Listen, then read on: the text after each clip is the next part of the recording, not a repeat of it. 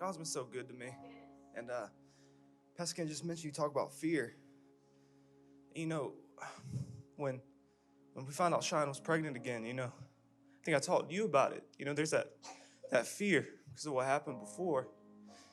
And, every doctor's appointment, everything we go to, you have this fear.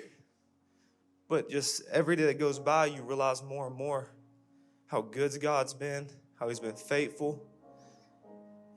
That baby's jumping around inside of her. And just this past week, we were eating as a family for Thanksgiving, and they had me do a little devotion.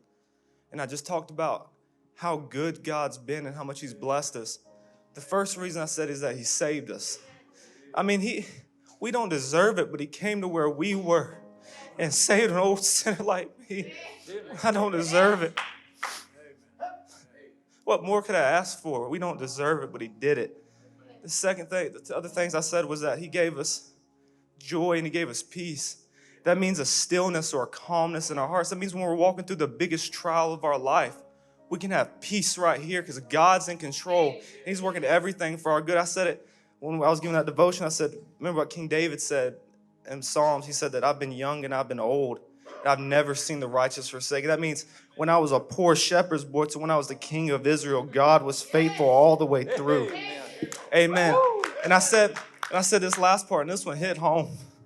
I said, God's saved us. He blessed us on this earth.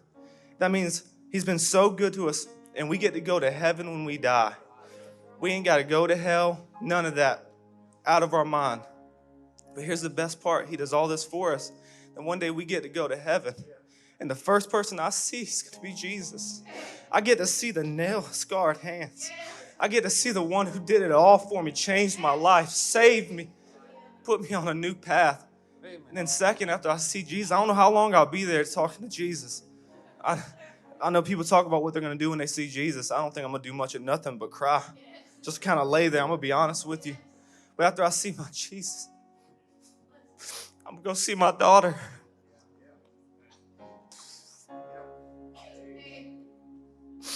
There's some things I've wanted to tell her that I haven't got to tell her yet. I'm going to go talk to her.